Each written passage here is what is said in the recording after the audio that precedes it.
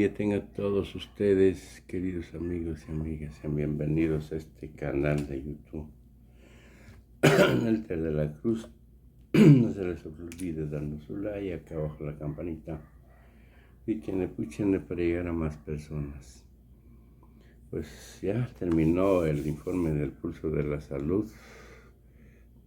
Se abre la convocatoria para médicos fuera del país, convocatoria internacional. De cualquier país pueden ingresar a partir de las 12, mañana 12 a las 12 de la noche. Ya pueden ingresar mañana. Pues sí. No vamos a recular ni a pedir disculpas, dice Vandalito Moreno. Pues, 6. Vamos. Y respuestas. Buenos días, señor presidente. Eduardo Esquivel Ancona, SDP Noticias. Quiero preguntarle, señor presidente, si no habrá una forma de la cadena de distribución, ahora que está la inflación. Hemos visto en SDP y en Econosfera, hemos estado haciendo un análisis que sí hay factores externos que están haciendo la inflación más grande. La guerra en Ucrania, con escasez de fertilizantes y de granos por el conflicto bélico en esa zona del mundo.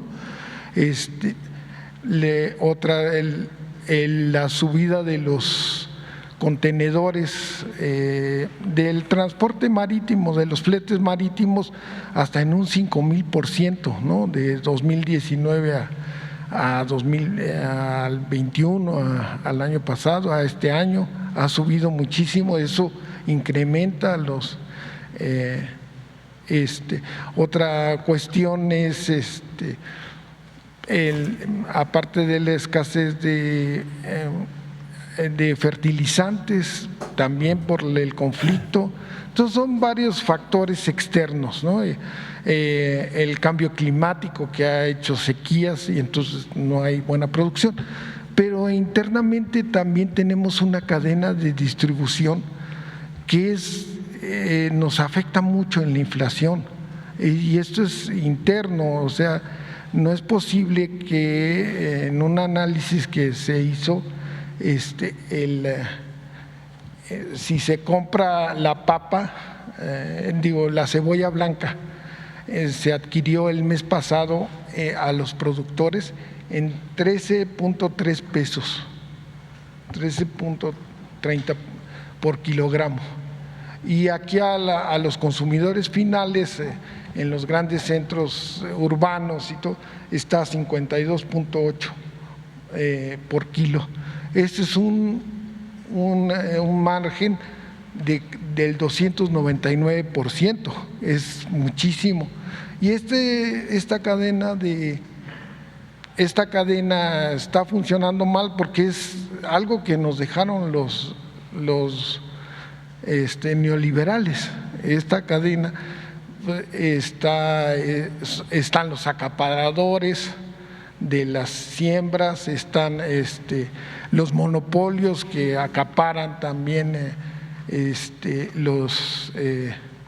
y el crimen organizado también está haciendo sus efectos, porque hay cobro de cuotas a los productores en limón en Michoacán, y a los comercializadores al menudeo en Guerrero del pollo les cobran cuotas, y entonces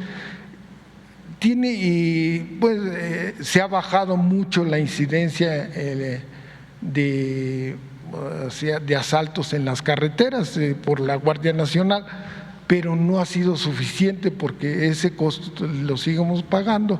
Y más que todo los intermediarios, ¿no? Los intermediarios que compran, acaparan el producto y lo venden mucho más caro, lo transportan, son monopolios del transporte, los monopolios como por ejemplo el pan de caja, ¿no?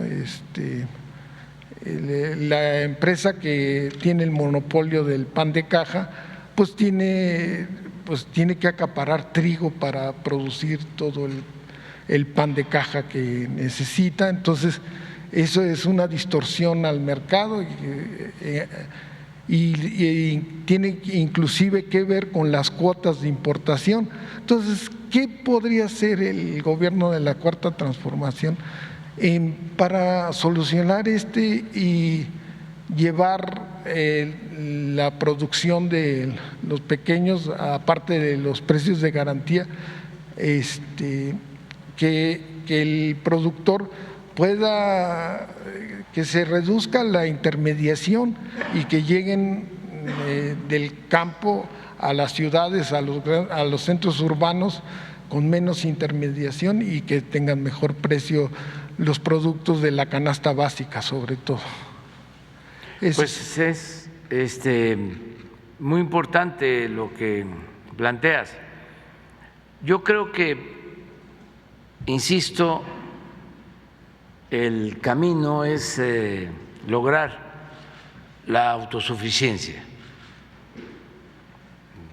alimentaria, que se produzca en México lo que consumimos. Y una prueba de que funciona la autosuficiencia es lo que está sucediendo con los energéticos.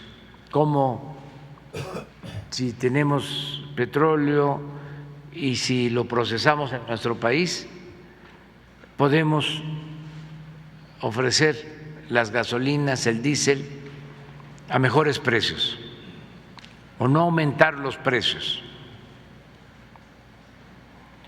Y eso está funcionando.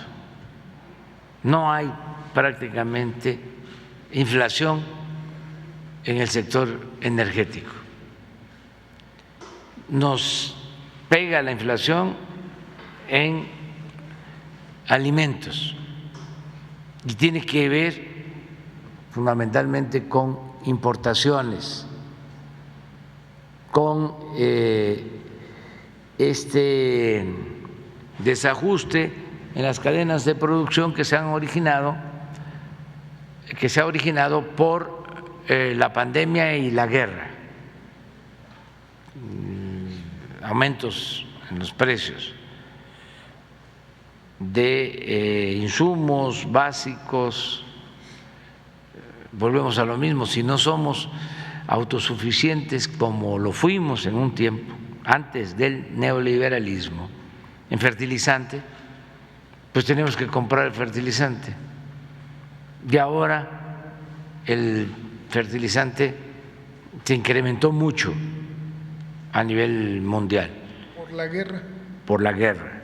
Y esto ha pasado con los básicos, con los alimentos básicos, y el aumento, lo que tú señalabas, en el precio del transporte marítimo, que se ha ido arriba 10, 15 veces más de lo que costaba. 5,000%. Así es. Sí. Entonces, toda esta crisis está dejando muchas lecciones. Yo creo que la principal es que busquemos ser autosuficientes, producir lo que consumimos. Y también, además de apoyar a los productores, no permitir monopolios, no permitir intermediarismos, como coloquialmente se conoce, coyotaje, que dicho sea de paso es un asunto que viene de lejos, desde antes del periodo neoliberal. ya existía el coyote, campesino trabajando, y a la hora de vender su cosecha, si quería, tenía que venderla a un precio muy bajo, si no, ahí le dejaban su producción. Eso se ha padecido durante años. A veces el campesino no saca ni siquiera lo que significa su esfuerzo, su trabajo. Llegó un tiempo, hace poco, en que decían los cañeros: no dejo de producir la caña porque tengo el derecho al seguro, pero no porque recibieran un beneficio, mejor precio, sino nada más por el seguro. Ahora en eso ha habido cambios, ahora ya el cañero recibe un poco más porque se logró de que se ampliaran las cuotas de exportación de azúcar a Estados Unidos a partir del tratado, ya tiene más valor el producto, y esto nos ha llevado a que mejore la situación del productor cañero. No como quisiéramos, pero ya es distinto. Si ustedes lo piensan un poco, lo reflexionan, se van a dar cuenta que no hemos tenido conflictos como antes con productores de caña, pero nos falta resolver problemas en el caso del maíz, que somos autosuficientes en maíz blanco, pero no en maíz amarillo, el que se utiliza para la producción pecuaria. Ahí tenemos que avanzar y luego cuidar de que no entre maíz transgénico. Es una lucha permanente porque los que venden los químicos pues presionan mucho para que se permita la siembra de maíz transgénico, y eso no lo podemos permitir. Aprovecho para decirlo: no vamos a permitir el maíz transgénico.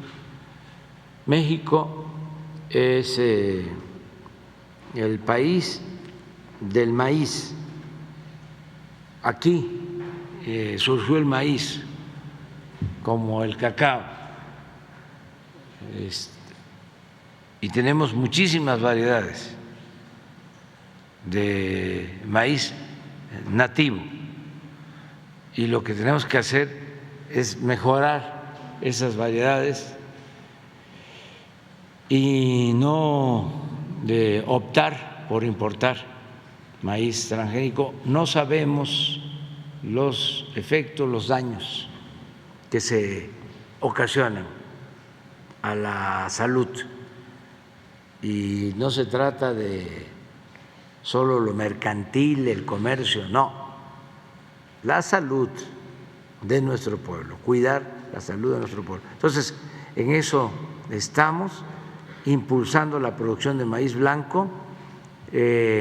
Somos autosuficientes, no se va a permitir que se use maíz amarillo para consumo humano. Tenemos que seguir produciendo maíz blanco y tenemos un plan con ese propósito para Sinaloa, para Jalisco, para Tamaulipas, para Chiapas, porque lo mejor para enfrentar la inflación es producir, tener los alimentos. En el caso del frijol ya logramos la autosuficiencia, ahí se combatió mucho a los llamados coyotes porque se fijaron precios de garantía y aun cuando los precios de garantía están por abajo de lo que está costando ahora el frijol por la inflación, de todas formas, si no existiesen los precios de garantía, pues le pagarían muy poco, como sucedía antes a los productores. En el caso del arroz también estamos apoyando con precio de garantía, aunque ahí se requiere un plan mayor porque estamos importando el 80% del arroz que consumimos. Entonces eso no se puede hacer en un año, eso lleva más tiempo.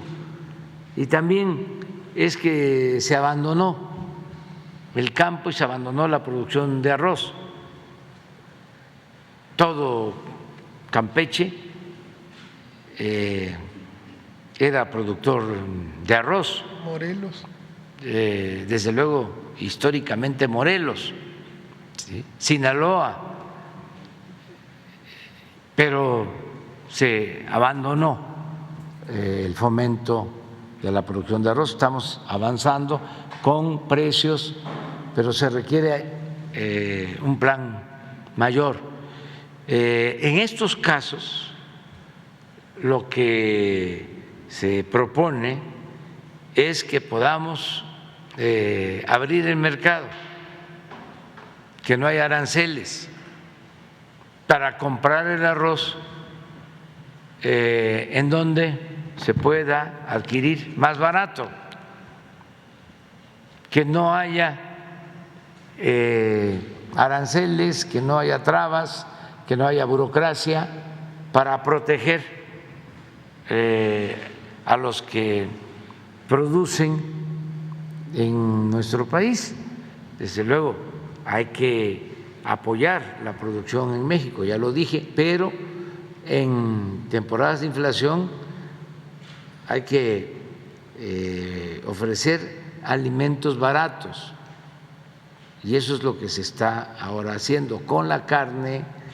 Ayer se habló del tema, si tenemos posibilidad de conseguir carne barata en Argentina, en Uruguay, en otras partes, lo podemos hacer, porque se hablaba de que por cuestiones sanitarias no se podía comprar la carne de Argentina y yo ponía el ejemplo de Guatemala, de cómo desde hace 30 años se está entrando ganado en pie y cuál es la diferencia sobre la sanidad animal aplicada en Guatemala que la aplicada en Argentina. Si el principal producto de exportación de Argentina es la carne que venden en China, pero venden carne a Estados Unidos, ¿por qué nosotros no compramos carne argentina? Y lo mismo con el pollo, hay aranceles, espero que ya los hayan quitado, porque esa es la instrucción, sin embargo, habían resistencias. No podemos comprar en Brasil pollo o carne de cerdo, que no somos autosuficientes, por proteger a ciertos productores, grandes productores en México. Sí, entonces todo eso se está terminando, por eso hay un poco de inconformidad, pero yo espero que entiendan que lo primero es que la gente pueda comprar sus alimentos a precios justos y que nadie abuse. Entonces, en eso estamos. En una segunda pregunta, nada más un dato de lo del campo al consumidor final. El plátano tabasco de su tierra se adquiere en un precio muy bajo y en el consumidor final lo adquiere 313% más caro de lo que es, con un margen muy grande. Bueno, en una segunda pregunta A ver, en eso te voy a dar, ¿Mande? Te voy a dar una respuesta sobre eso.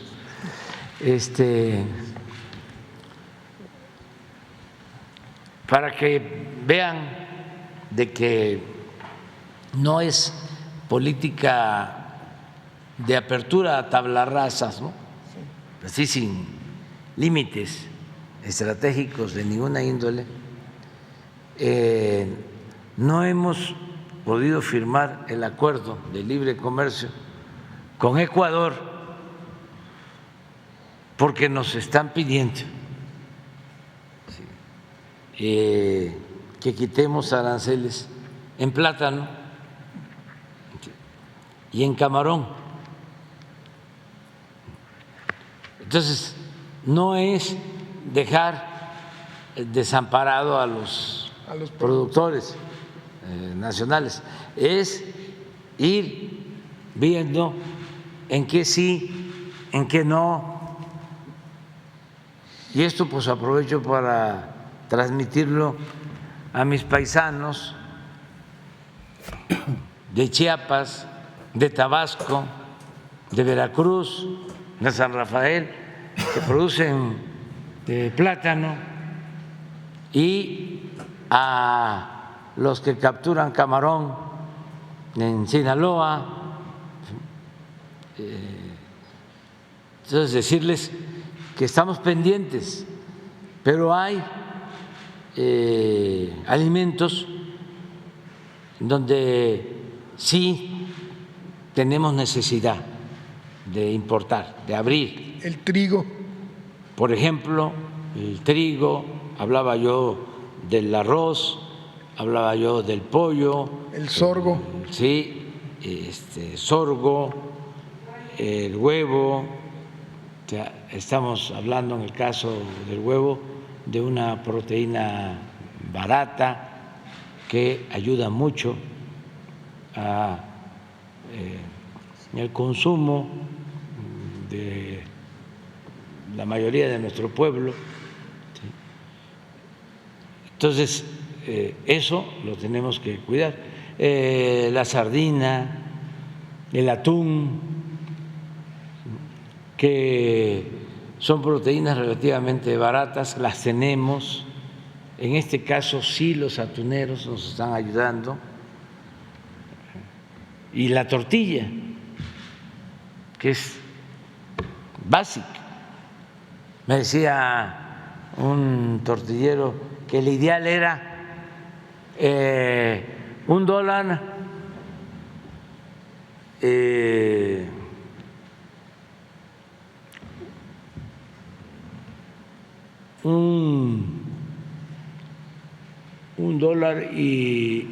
pero me hablaba de otra, $1,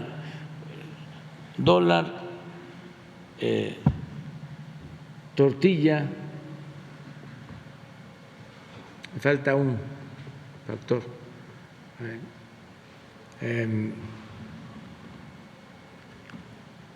Ahora me acuerdo, pero el equivalente.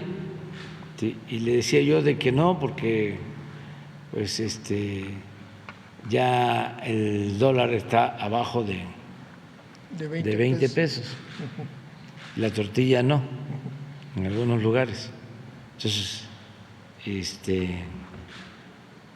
pero estoy tratando de acordarme de lo otro que es el equivalente. Entonces, ya sé, gasolina, dice,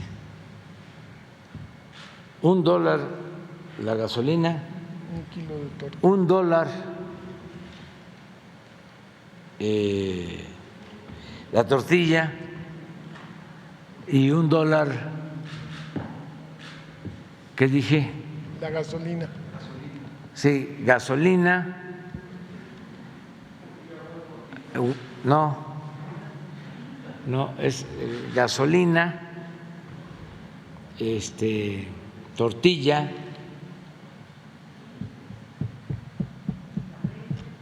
no, ya me voy a acordar.